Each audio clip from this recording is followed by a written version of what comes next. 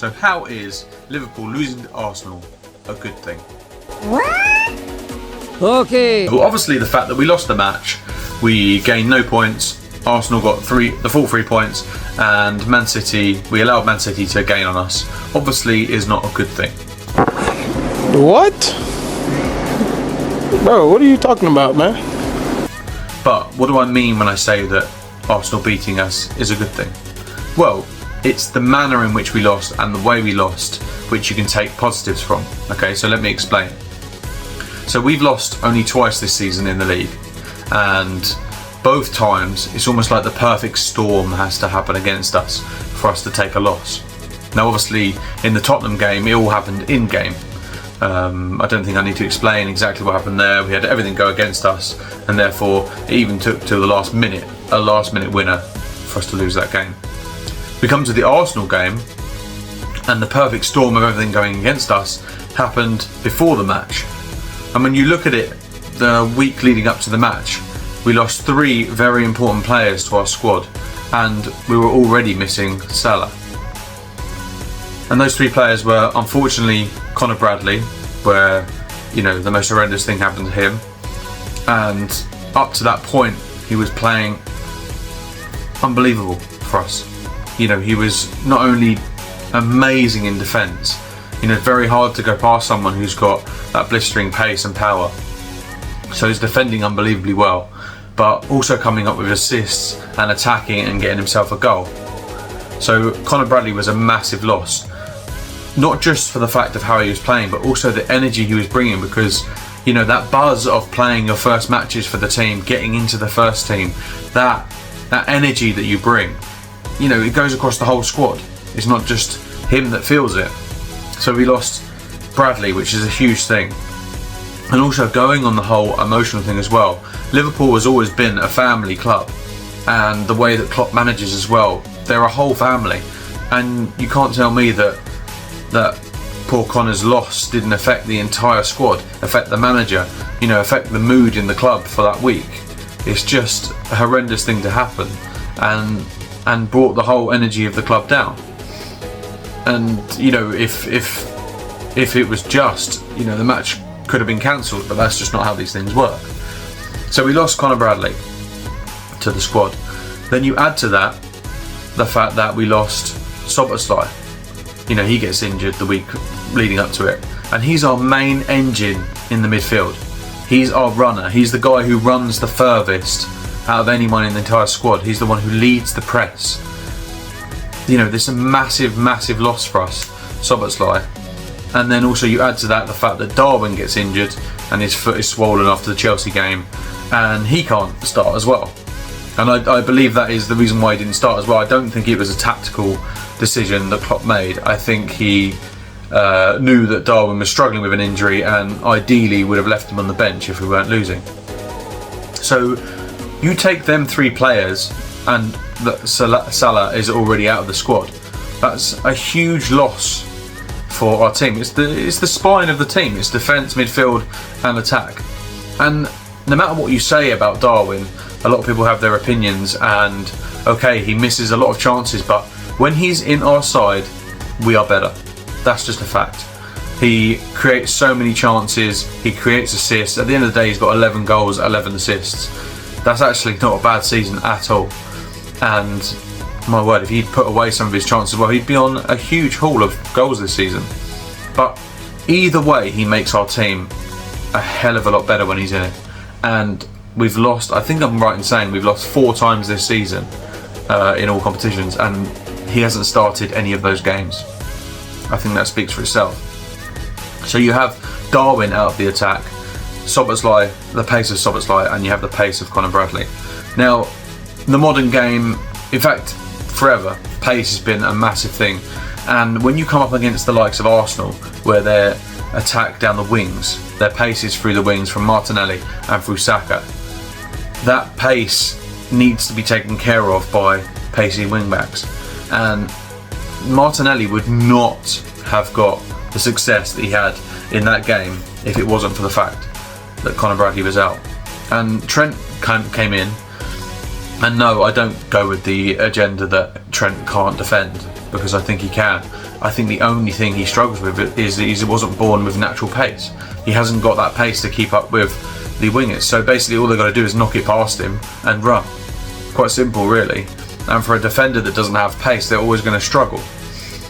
And so Conor Bradley wouldn't have allowed Martinelli to have the success that he had in that game, because what we already saw in the previous game against Arsenal, the way he defended against him.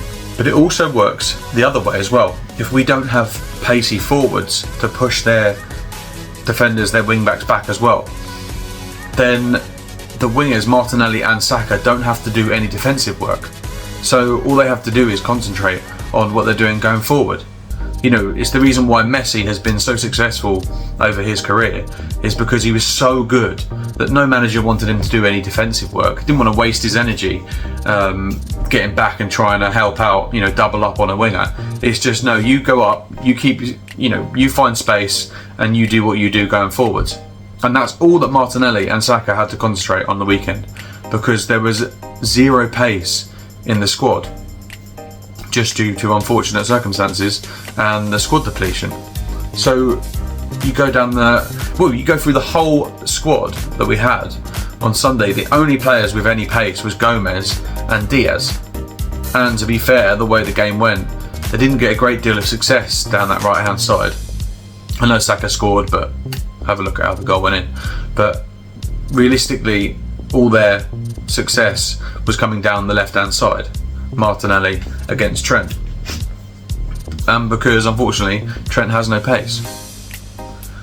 And going forward, you know, the amount of games that Salah has tormented Zinchenko on that right hand side, and on the left hand side as well, Ben White doesn't have particular amount of pace either. So we would have been troubling their fullbacks, but they just didn't need to worry about it. The success we've had against Arsenal in the past has come from pressing, dominating the midfield, and getting out to our wingers to destroy the fullbacks. Salah against Zinchenko, etc, etc. Gakpo couldn't do that. I mean, he wasn't even getting the ball anyway. But now you add to all of that the fact that the whole team was off. No one had a good game. You can't say anyone in that side had a good game. So the entirety of the team is off. Add to that the fact that we got no decisions, nothing, no 50-50s in the entire game through the ref. And now don't get me wrong, I'm not saying that the ref had anything to do with the result, because we were awful and Arsenal were better than us on the day. But when you're struggling, when the team's playing terrible, and you have the ref kind of siding with Arsenal in the game as well, then you have zero chance. Because every time their player pulled one of our shirts, it wasn't a foul. Every time we would do it back, it was a foul and a yellow card. And this is what was going on through the game. Getting no decisions, along with playing terrible, along with every one of our players playing awful, and huge mistakes. And this is what I'm talking about, the perfect storm. Everything just transpired against us. And even after all of that, we still go in at half time 1-1. And this is what I'm talking about, the positives of this side. The fact that we have got this stickability this season, the fact that we can stay in games just through the odd bit of quality. Because you look at the goal that we scored, it was just one time we got it down that right hand side and attacked with pace to get it down there, got lucky, okay, got the goal. But it's the fact that we can stay in games. And you've got to look at the second half. We came out and we were better than Arsenal. In my opinion, we'd have gone on to win that match if it wasn't for the mistake of Van Dijk and Alisson mix-up, which gifted them back into the game. But until that point, they weren't creating anything in that second half. Even the goal was just a long, hopeful ball up front, was never going anywhere. If Alisson had stayed in his box, he'd have just picked it up. If Van Dijk kicked it into Rose, wouldn't have been a problem. But we gifted that. Basically, we played terrible, had nothing going for us, and we gifted them the match. Now, Arsenal played better than us, but I don't go with the fact that they were brilliant on the day. Can anyone honestly say they watched that match and they really fear Arsenal? They fear them in the running. They fear that, oh man, yeah, do you know what, we're in trouble here? Because I don't. I just looked at that match where we were just awful and gifted Arsenal the 3 points. Now what this tells me is that for the remainder of the season, we're not going to drop too many more points. You know, we're not going to turn up like that again as a squad, as been proven by the rest of the season. So we're not going to take many losses now till the end of the season. And we've got the firepower and the goals to get us a pretty good tally. And that is my point about the perfect storm going against us for us to take a loss. Is it takes a lot to beat this side. Now going back on my point about Arsenal, does anyone really fear them for this title race? Does anyone after that match on the weekend think, yeah, they're going to accumulate more points than us now till the end of the season? No. So it's a 2-horse race between us and Man City, and Man City have got to come to Anfield and take all 3 points. And so it is still in our hands. At the end of the day, if we win all our matches from now until the end of the season, it's in our hands. That's not going to happen. But there's still a long way to go. Now moving forward for the rest of the season, we'll have players back. So we'll have Darwin Núñez, he'll be back, and no doubt I think Conor Bradley will possibly be back by this weekend. I mean, it's hard to say, but that's going to give the club and the squad a huge boost. And Darwin makes others look good, namely Jota. With Darwin's chaos and the way he goes about it, he will give Jota huge amounts of space to do what he does.